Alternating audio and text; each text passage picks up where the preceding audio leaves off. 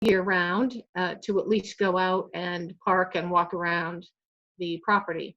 The light tower, fortunately, due to Friends of the Pimlico Light, is open to the public to be able to go up into during the summer months, which is quite a treat because most of the lighthouses are not open to the public on a regular basis. They do not allow anyone to go up during rainy days because the ladder is quite slippery. The steps and the ladder get slippery in the rain. But if you pick a nice day and they happen to have enough volunteers, they will certainly take you up in the tower and give you all kinds of great history about the light. Now, this was built in 1826, but within just 8 years, it was starting to fall apart already, the tower. It had been made of rubble, which was just pretty much stones from the beach, and a type of mortar or cement. Well, the person who was building it may have, they believe, he used salt water to mix the cement. So it didn't work very well. And,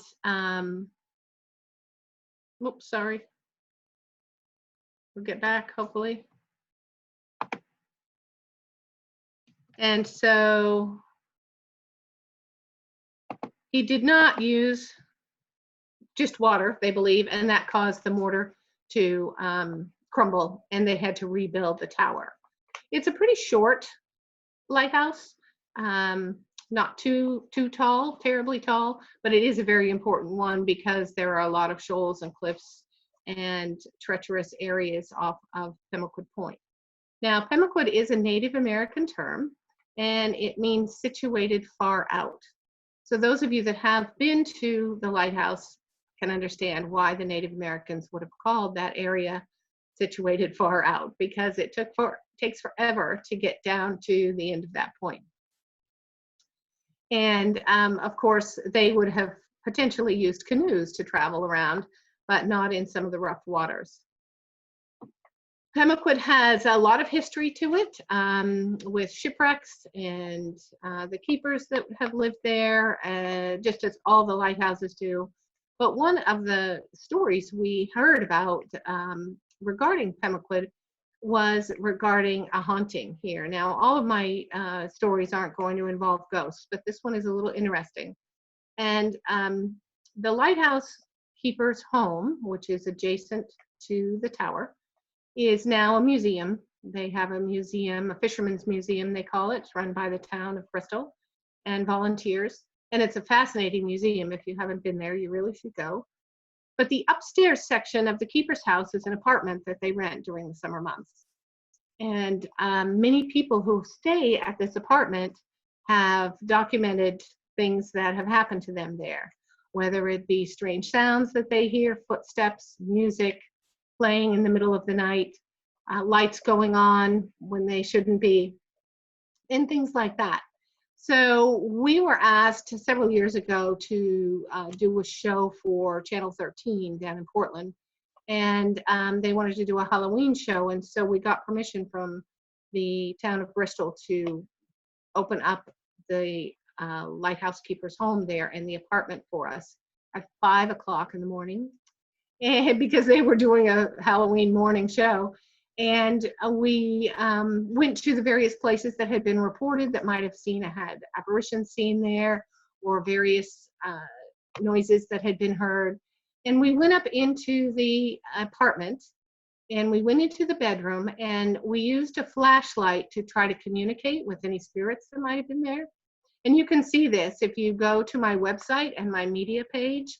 There is a link to the actual footage of the show from Channel 13.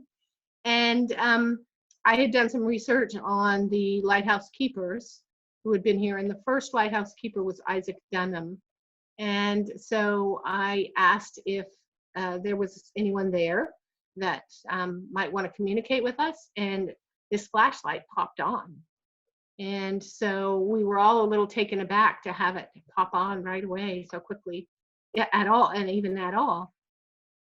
And so I said, "Is this Isaac?" And the flashlight went off in immediate response.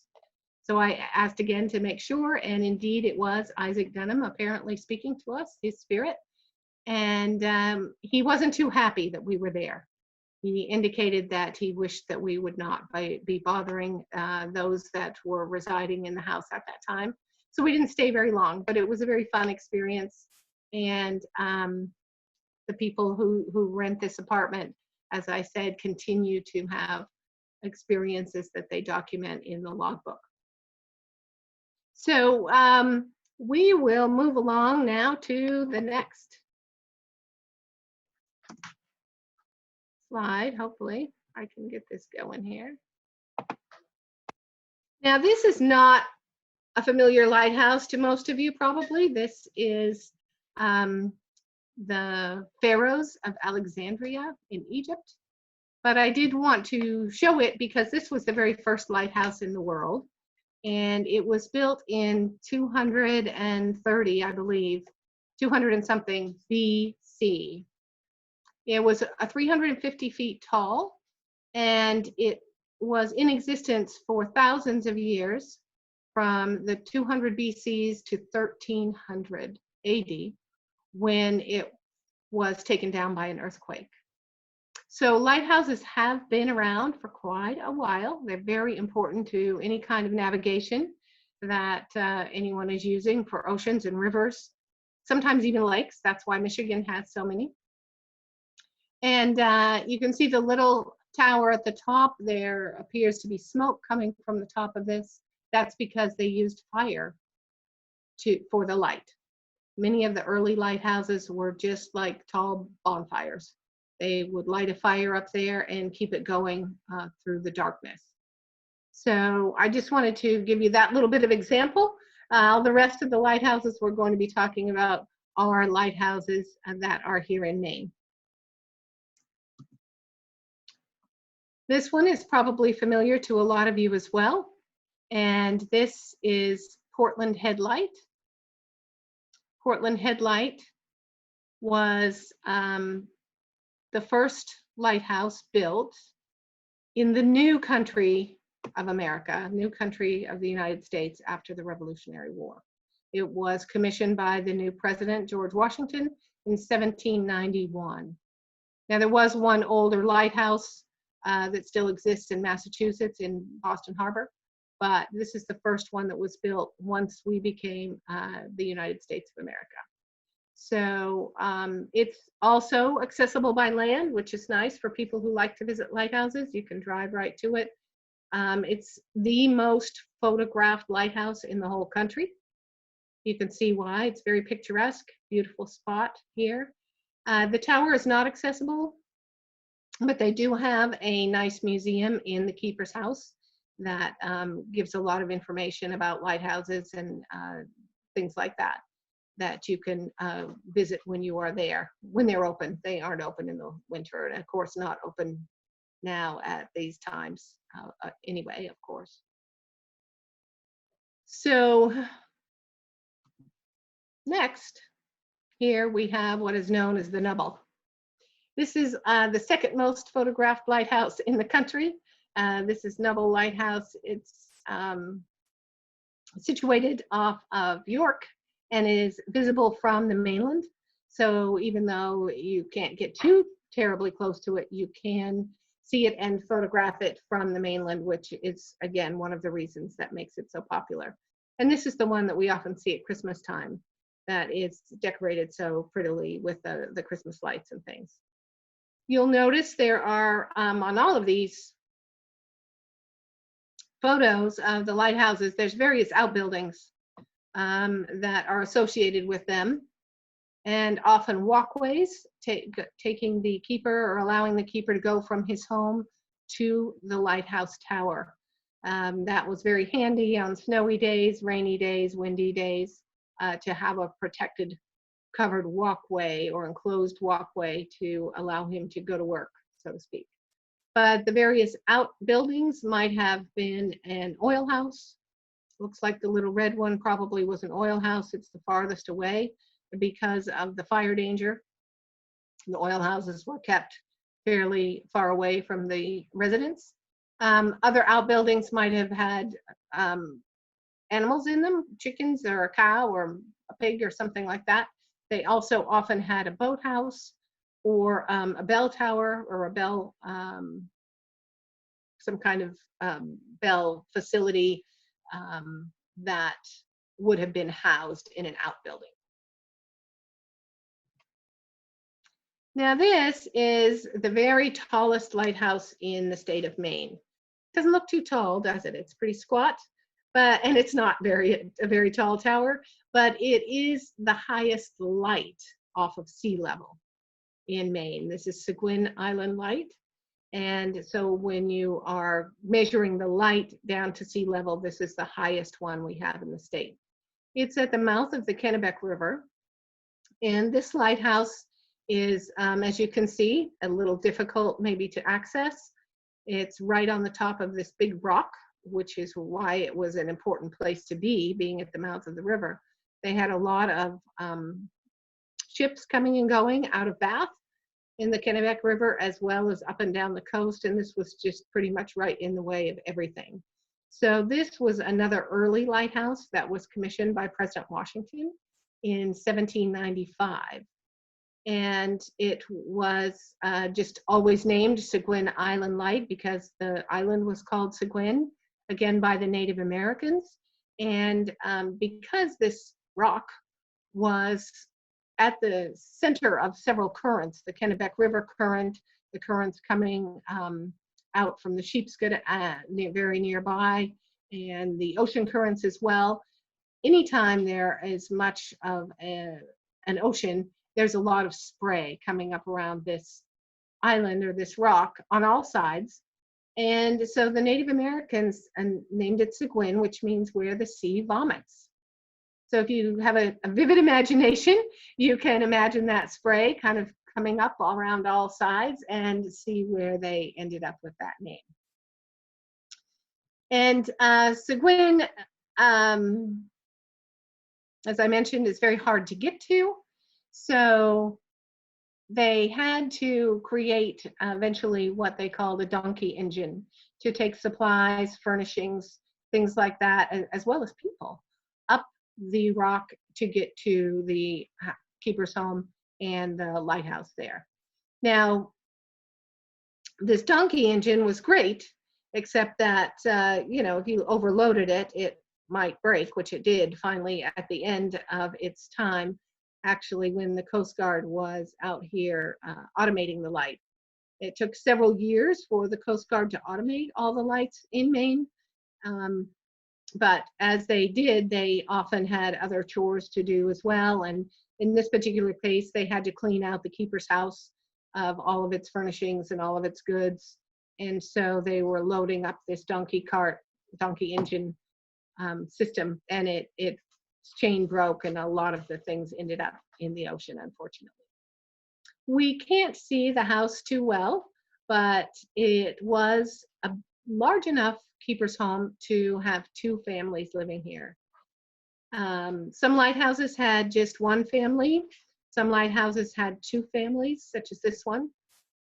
I think at one time they even had 3 families living here, so that someone could be on at all times of the day and night, and people could take short vacations or go into town to get groceries and things like that.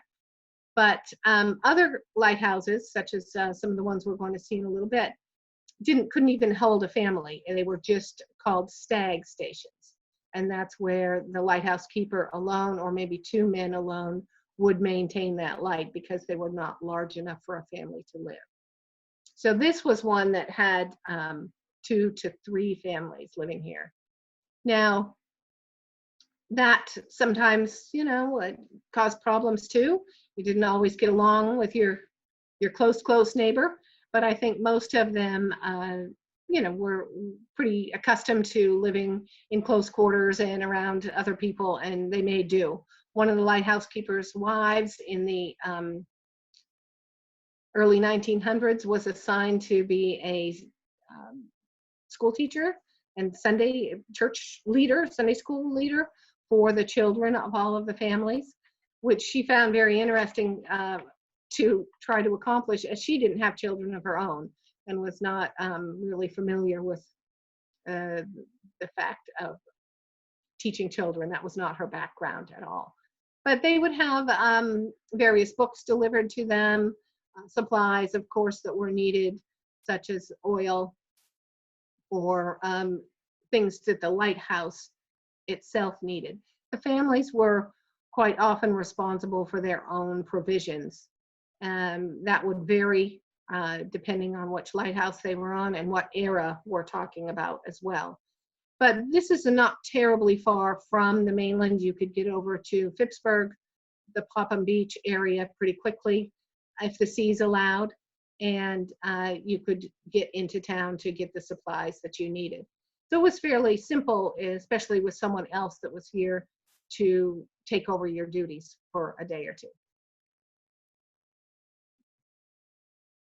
So this is another one of Seguin, just a little more up close of Seguin Light. You can see it's not tall at all. Looks hard to imagine 3 families living in that home. Maybe 2, you can see like a duplex with the 2 chimneys, but somewhat close quarters. And one of the stories I read, the same woman, wife of a lighthouse keeper who was assigned to do the teaching, she used to write about the number of birds that they would find at the foot of the tower because of its height.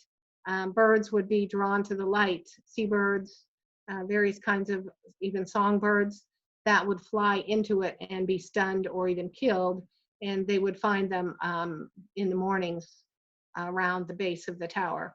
And every now and then they would utilize those birds for food, but most of the time they would dispose of them appropriately. Now, as we're going along and looking at these lighthouses, we all kind of think, we think that lighthouses are romantic. They're something that is an idyllic type of life that seems so beautiful to us and enchanting maybe, especially this one. This is Burnt Island Lighthouse or Light Station. And it has lovely gardens and some trees and a lilac bush, and it's well groomed. I'm sure it wasn't always this way. It is maintained by the state now. It's maintained by the Department of Marine Resources and is currently undergoing, or will be very soon, undergoing some renovations, some repairs. So it is not open to the public right now, but usually it is open to the public any time of year if you can get yourself out there to wander around on Burnt Island. But in the summertime, they have had a living history program here on Burnt Island. And so it is well taken care of. They have reenactors that portray the Muse family, who were one of the lighthouse keepers from the 1950s that lived here at Burnt Island. And it's an amazing program. I hope they continue to do it after the renovations this year, because it's really, really wonderful. And they have children that portray the lighthouse keeper's children, and the wife is doing laundry, and the lighthouse keeper is dressed accordingly and telling you about his tower and his job and taking you up in the tower. So that's something to look into for any of you that might be interested in the summer of 2021. That's going to be a very exciting year for Burnt Island Light Station because it will be 200 years old in 2021, next year. This station was built in 1821. Maine had just become a state in 1820. And so this was the first lighthouse built once Maine separated from Massachusetts and became a state. So that's one of the reasons that they are giving it a little facelift and some repairs and things, so it will be ready for its bicentennial birthday next year. You will notice that the glass panels in this lighthouse are red. There is a slit on the other side, though, that is opaque glass, clear glass. All the lighthouses have different variations in their blinking or in their size of the windows, such as this one with a little slit on the seaward side that we can't see, because it's important for mariners to be able to distinguish the various lights from one another. This is, Burnt Island is just off of Southport and Booth Bay Harbor, where they have 4 other lights in very near proximity. And it's very important that they all be very different so that mariners aren't confused. Now, this tower, as I said, is undergoing renovations. It will be hopefully open to the public next year. The person who has been running this will be retiring shortly, so we're just hopeful that all of the programs that they have will be continued. This one is fairly close to the mainland. It's not accessible by car, but you can kayak there. You can imagine for the lighthouse keeper and his family, this was one of the more desirable stations because it was so accessible to Southport or Booth Bay Harbor. And as you can see, it's a beautiful spot. They kept it quite clear from growth by burning it in the early days. That's where it got its name as Burnt Island, because originally it was used as a pasture for sheep. So they would bring sheep out here, the ewes only, to let them graze and eat to their heart's content here on the fresh grasses that would grow after burning. And they kept the rams on a nearby island called Ram Island, which also has a lighthouse. And they kept the 2 separate until it was time to put them together for mating purposes. So that's where the name comes from here. And there were 30 keepers at this light. It was, as I said, a very desirable light, so they didn't go through too many keepers at this station. And every keeper, of course, would have their own various needs, own various wishes to how they kept house or schooled their children, various things like that. Some of the lighthouse keepers here at Boone Island would take their children over to Booth Bay Harbor for school.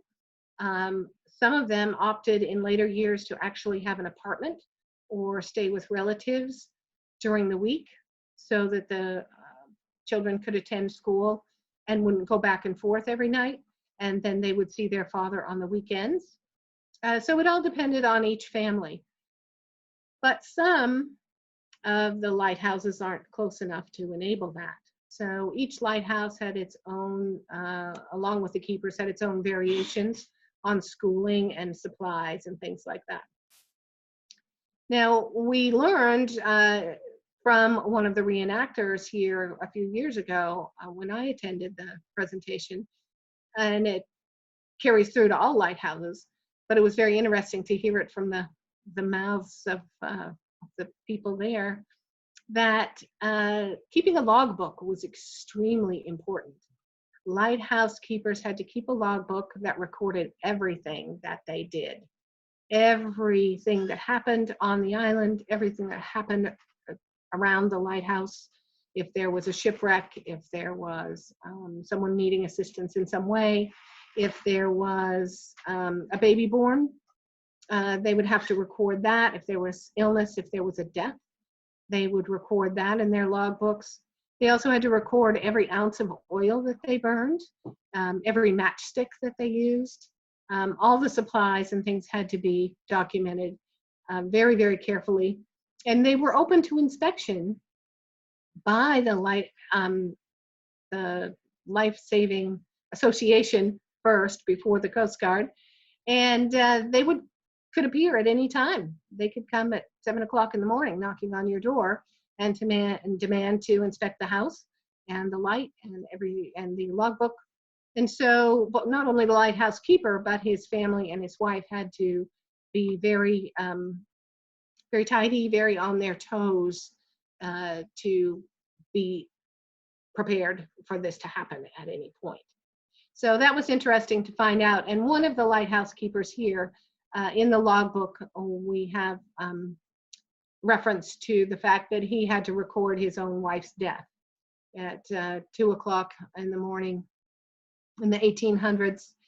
She had been quite sick for a time, and he recorded that she passed in the middle of the night in his logbook.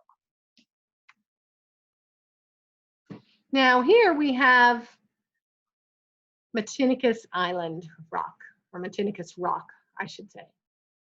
Mechanicus Rock is the farthest lighthouse station off the Maine coast. It's about 25 miles offshore from the Rockland area. And so it's one of the more desolate lighthouse stations. You can see there's not much there, but a little grass and some rocks. You can see the solar panels. Those are new, of course. There is Mechanicus Island, which is different from this. Mechanicus Rock is just what you see, and it's just the lighthouses. They're not both working. The second tower is an older lighthouse, and the lighthouse keeper's home there. Mechanicus Island is a full year-round community, and it's about 5 miles away. So even though this is 25 miles off the mainland, it is only 5 miles away from Mechanicus Island, which again, different communities. Oh, I have a visitor here coming to say hello. My cat's curious. So this station, unfortunately, got the nickname of Suicide Light at one point. Quite a few of the lighthouse keepers committed suicide while they were stationed here. This could be due to a lot of reasons. One, the desolation. If you are here 24/7 for years on end, which some of them might have been if they didn't have a chance to change, you might feel it. You might have trouble with that. Some of us can relate a little bit to the isolation we're having right now for just a few weeks. It gets a little depressing at times. But one of the other reasons, and quite a few lighthouse keepers did commit suicide everywhere throughout the world, not just here in Maine. And one of the reasons might be that once the Fresnel lenses were invented in the 1820s by a Mr. Fresnel in France, those big prisms, those big lenses had to turn to make the light sparkle. And they were found to be able to float nicely on a bed of mercury. So the early Fresnel lenses were all floating on a bed of mercury up in that tower. And the lighthouse keeper had to spend a good amount of time in that tower, polishing the prisms, cleaning the windows, depending on whether it was kerosene or whale oil or electricity, still maintaining the light itself. And so he was exposed to mercury for a good amount of his day. And as we have learned in later years, that can be very detrimental to your mental health. And if you think about Alice in Wonderland and her Mad Hatter party, hatters were using mercury at that same time frame or even earlier to make the beaver hats. And many of them went mad. And that's where the term Mad Hatter comes from. So that's one of the certainly downsides of some of the lighthouse keeping stations, that they were difficult to have engagement with other people, even your own family. Now, there was someone who lived here, though, that absolutely loved it and did not want to leave when the time came. And this was a young girl named Abby Burgess. Some of you may be familiar with the story of Abby. She came to Mechanicus Rock when she was about 14 in 1856, and she lived here with her family. She had 3 younger siblings, young sisters, quite a few older siblings, but they were not at home anymore, so she was the oldest child at home.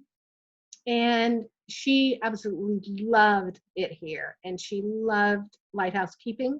She helped her father a lot and would, do some polishing for him, help him carry the oil up to the tower, strain the oil, all the various chores that needed doing, painting, etc.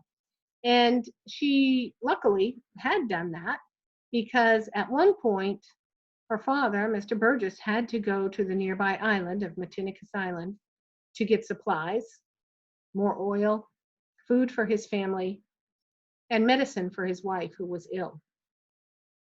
And so he knew that it would have to be an overnight trip. He could get there fairly easily, but not do all of his shopping and get back in time. So he left Abby in charge of the light. And the name of there's a book written about Abby, and it says, "Keep the lights burning, Abby," which is what he said to her before he went off in his small boat. And he was confident she could handle taking care of the light for a night. And she was confident as well. But she was also in charge of her 3 young sisters and taking care of her sick mother. So unfortunately, this was, I believe, March, but in any case, it was a wintertime season, and a storm came up and made it impossible for Mr. Burgess to return to the light. He was gone for 3 weeks because the sea conditions were just so poor that he could not get back to Mechanicus Rock. He could see the light every night. He knew Abby was doing her job because from where he was on Mechanicus Island, he could see the light. And so he was confident that things were okay and Abby was doing her job.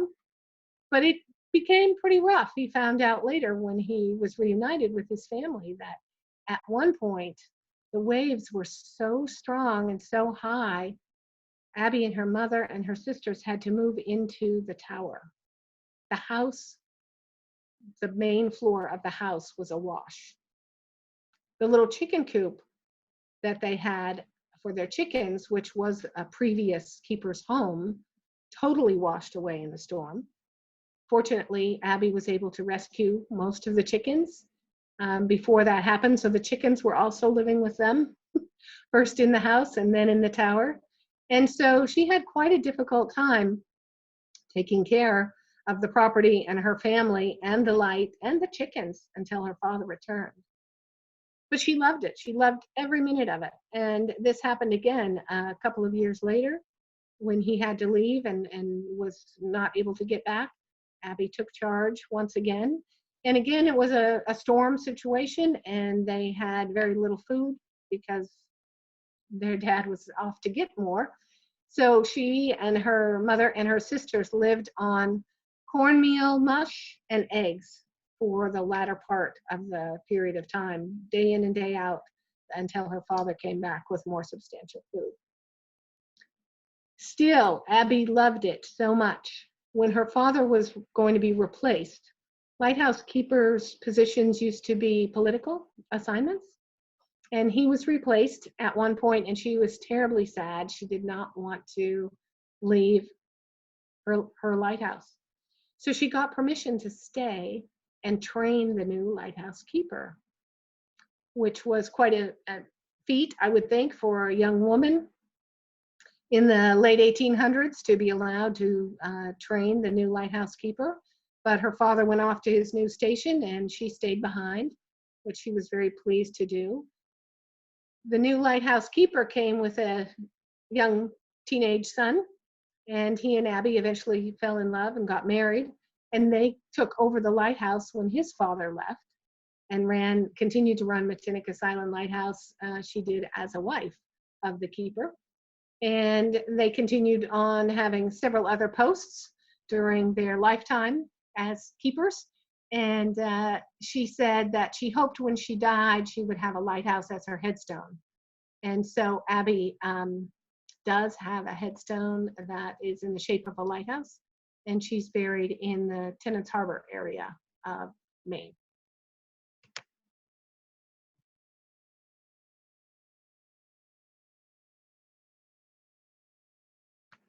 Whoops, sorry.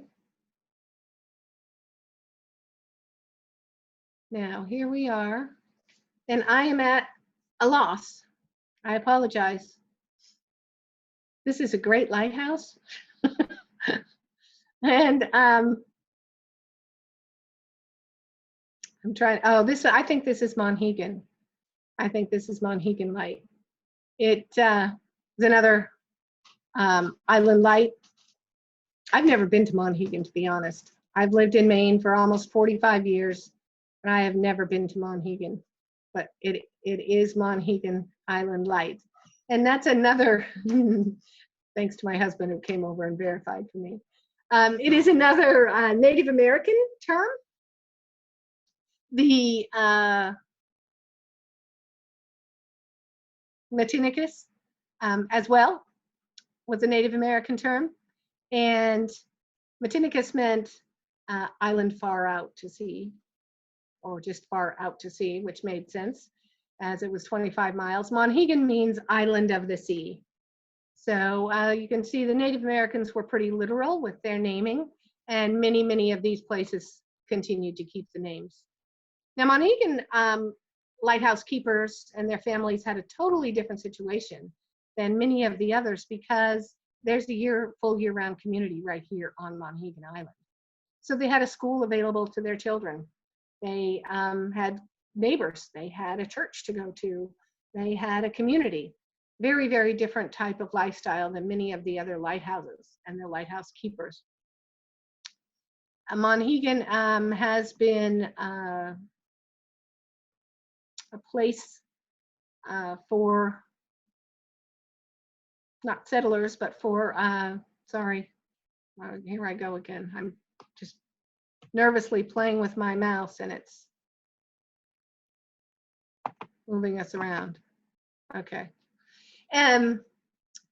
There were fishermen that came to Maine in the 1500s, as early as the 1500s anyway, maybe even earlier. And Monoghan was one of the fishing outposts that these fishermen used. These were European fishermen, and sometimes even from, some people believe the Phoenicians came to the coast of Maine, but certainly they came from Portugal and Spain, France, England, and they fished here for several months out of the year, making this a temporary settlement. And then they would take their dried cod that they had and go back home and sell it there, and returning again for their 4 to 6 month time period. So there were non-Native Americans, there were whites here as early as the 1500s, and we run into a lot of stories that are associated with that. One of the stories that I found interesting about Monoghan Light here was one of the lighthouse keepers who was assigned here in 1861 was Joseph Humphries, and he and his wife had 11 children. His wife's name was Betsy, and soon after being assigned here, 2 of their sons went to the Civil War, and unfortunately one was killed in the war, another one was injured and came home disabled. Mr. Humphries passed away not too long after he had been assigned to this light station. But between his wife Betsy and the son who had come home from the Civil War, they ran this light for, I think, 20 more years. No, yes, almost 20 more years, until 1980. So 19 plus years. And one of the other cases of a woman running a lighthouse, being a lighthouse keeper, though she was much more in charge than Abby Burgess, who was an assistant. Betsy Humphries was the actual lighthouse keeper here for most of that time, with her son as the assistant. They had a problem, though, here on Monoghan, and that was that they couldn't see the fog rolling in time to activate any fog notification, a fog bell or fog siren or anything. It would be upon them before they could warn anybody. So a second station was set up on a nearby island, and a wire was run underneath the water from that light station to this one. And the job of the smaller station was to just watch for fog. And the keeper that was there would ring a bell that would go through this electric wire here to the larger light at Monoghan, and warn them that the fog was coming, and they were able to start the fog notification system, whatever it was at the time. So that was one of the ways that they got around having the knowledge that they needed to do their jobs, because it wasn't just about keeping the lights. It was very important that they have a fog signal of some sort. And in the early days, these were cannons. The lighthouse keepers would fire cannons that ships in the area could hear and know that there was danger nearby. Later on, they had various types of whistles and bells, some steam powered, some were on a pulley system similar to a grandfather clock, where you would set the pulleys and they would tick, tick, tick down for a period of hours, and you would have to wake up if it was the middle of the night and go out and reset them. Sometimes this went on all day and all night for several weeks. Those of you that live in Maine or have spent any time in Maine know sometimes how our fog continues and continues and continues. So that was one of the major issues that they did have to deal with. In fairly recent times, most of the fog signals were solar powered, so that not only solar powered, but also moisture, not powered, but most moisture activated, so that if there was a lot of moisture in the air from the fog signal would automatically go off. And that was great for anybody who had to maybe maintain the light, though this was more in the recent times when the lights were already automated.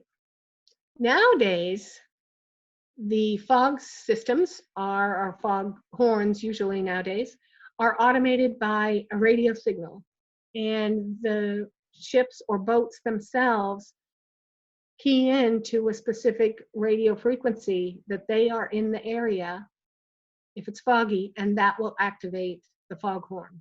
So it's up to the boaters and the mariners themselves to activate the foghorns if they happen to be in a foggy situation.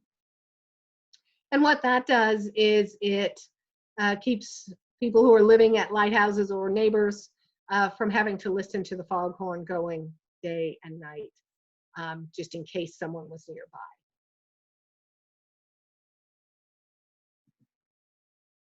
Okay, this is, yep, just double checking here a little bit. These are kind of like twin lights. I had to check which one we were. This is Spring Point Light. This is on a breakwater out in Portland Harbor. And this was one of the later lights built in the late 1800s because there was so much traffic coming and going into Portland Harbor. There were 7 steamship companies working out of Portland Harbor, and they were taking summer guests to the islands and taking people from Portland up to Bar Harbor or down to Boston. And then there were all the ships bringing goods in, such as coal and produce and any kinds of goods, that it was deemed very, very important to have this breakwater and the Spring Point, it's called Spring Point Lighthouse, built to help with all of that traffic. Now, the keeper, this is what is called a Stag Station. Like I talked about earlier, there was only a couple of men living here, very small quarters. You couldn't possibly have a family in that little round tower. They also, though, were responsible for the next light, which was nearby. This is called Bug Light, and they're very close to each other. And they had to go back and forth keeping both lights going because there was no way that anyone could even live in this one. It was even too small for a couple of men to live in. So their job was to keep the 2 Portland lights going, Spring Point as well as Bug Light.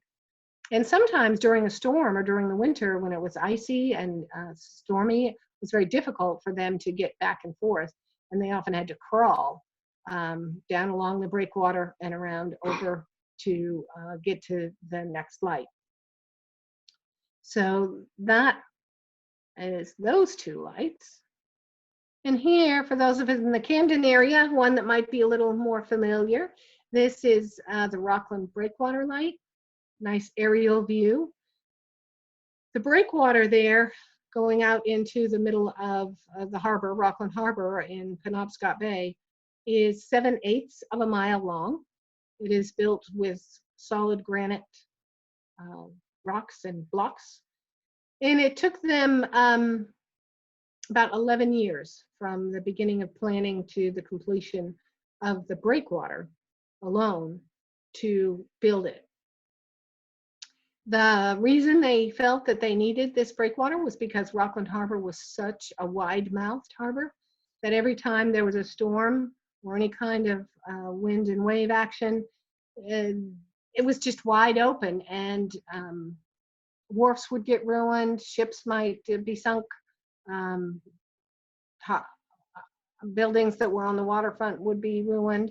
And so they hoped, which it did do, that this breakwater would stop some of that destruction. They found once they had finished the breakwater and was serving its purpose, that it in itself was a hazard, because especially at high tide, it was difficult for boaters to, mariners, shipping people, ferries, to see it. So the lighthouse was an afterthought. The breakwater was not built for the lighthouse. The lighthouse was built at the end of the breakwater as a warning to people to not go that direction. This, I don't know if any of you have ever been out there. They do open occasionally in the summertime to the public. It looks like a fairly decent sized home there, but they found that it really was too small for a family. So this was, again, another stag station where 2 men would stay, and they would take turns going home to their families who lived usually nearby in Rockland. So it was not a terrible hardship to be away from your family for a week at a time, if that was the rotation that they had worked out. This is Doubling Point Light. It's down in the Kennebec River. And this was the only lighthouse in Maine's history, anyway, to be totally run by a woman. In the 1980s, a woman in the Coast Guard was maintaining this light and running it, living in the house behind there. And so she had no assistants, no helpers. And it's automated now, doesn't need a keeper anymore. But it has a neat association with what are called range lights. Nearby, there are 2 range lights that they don't look like a lighthouse. They are lights that you line up. There's a terrific S-curve in the section of the Kennebec River near this. And the captain of whatever ship was coming up the river would have to line up these 2 range lights just perfectly, so he knew he could make the turn at that point and head toward Doubling Light, which was just around the corner. So the 3 of those lights worked in conjunction with each other. They are all on Aroostook Island, which is on the opposite side of the Kennebec River if you're in Bath, at least on the lower end, the seaward end. And they were all built in 1889, along with 1 other light on Aroostook Island.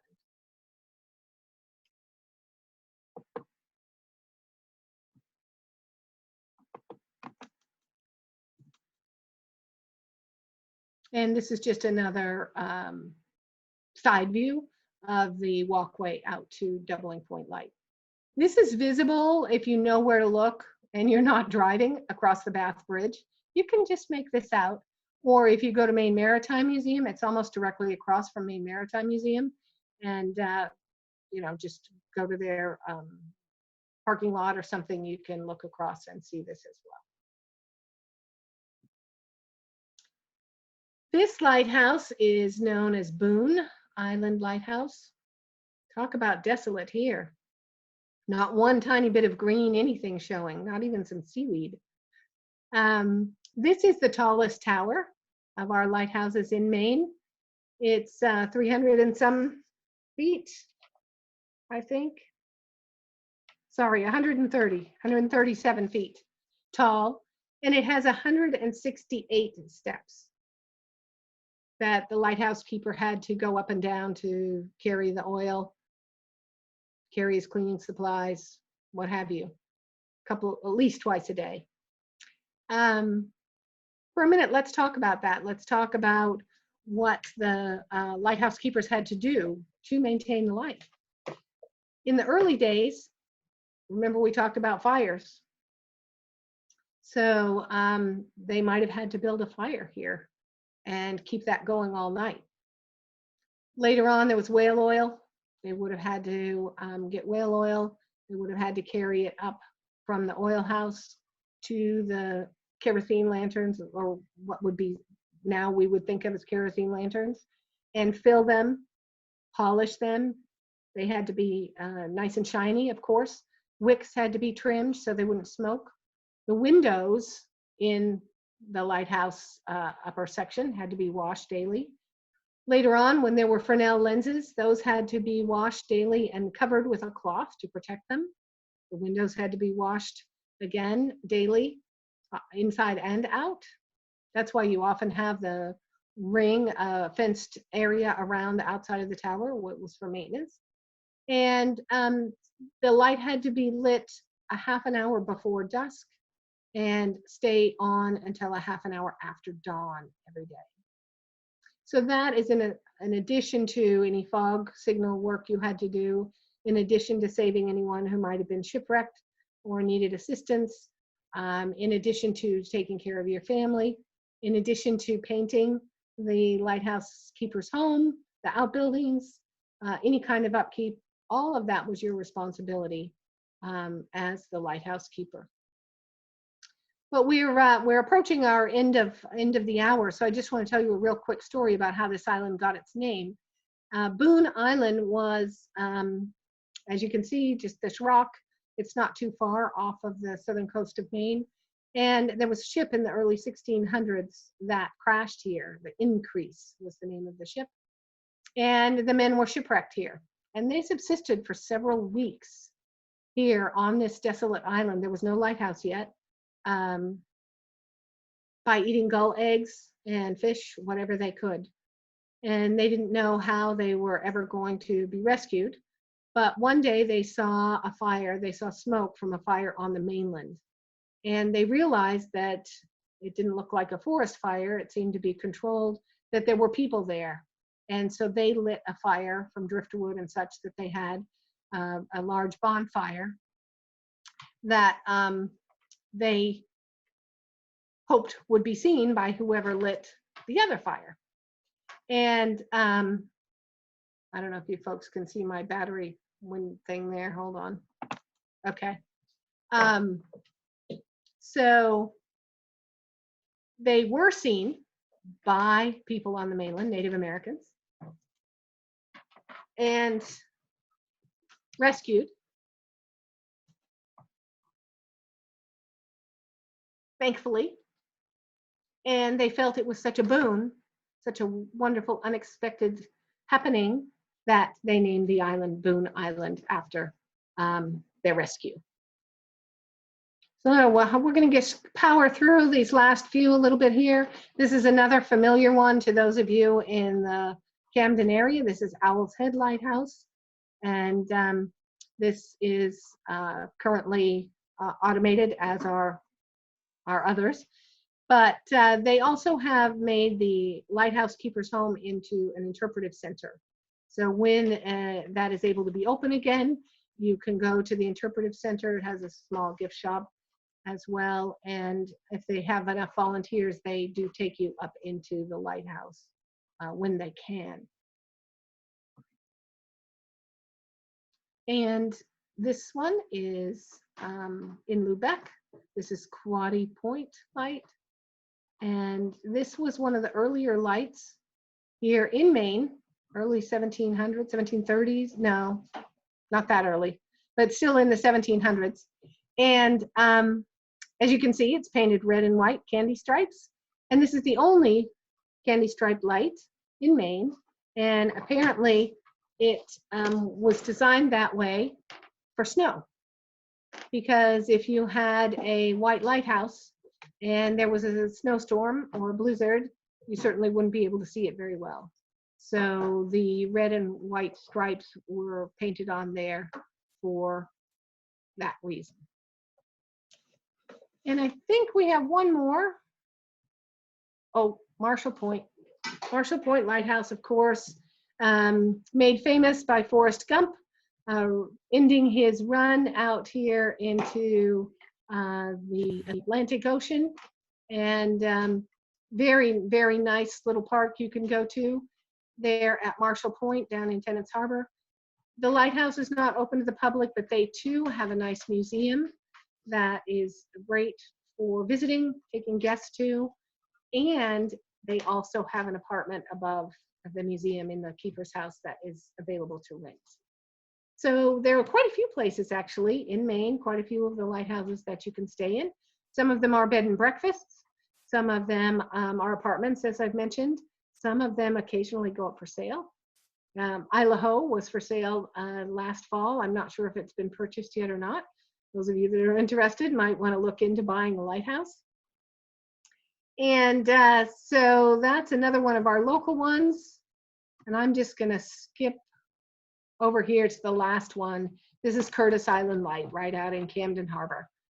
We can't see it from most places in Camden because it's facing seaward as it should, but it's a beautiful little lighthouse there. And it was named Curtis Island after Cyrus Curtis, who was a publisher of the Saturday Evening Post, a longtime summer Camden resident and benefactor, philanthropist. So when they needed to come up with a new name for the island, they named it after him. It used to be known as Negro Island, and that became not politically correct in the 1930s, and so they renamed it Curtis Island. And photo credit to Dave Clark there. Thank you very much. So at this point, I guess we'll take questions if there are any. I never could see the chat window, so I don't know if any of you had questions. I didn't see any typed in there right now. Okay. But I invite, hold on, I invite people to type your questions in. If you have any for Sally now, I can read them to her. I don't think she's able to see the chat, but I'm happy to act as the moderator. Also, if anyone wants me to unmute them so they can ask a question, you can go and use the raise hand feature, which is the little blue, the hand that pops up next to you. No, I think we're all set, Sally. Oh, okay. We do have a comment that says it's very interesting. Oh, here, there is one. Here we go. Okay. Was there ever a keeper's house on Boone Island? There is one. Yeah, there was one.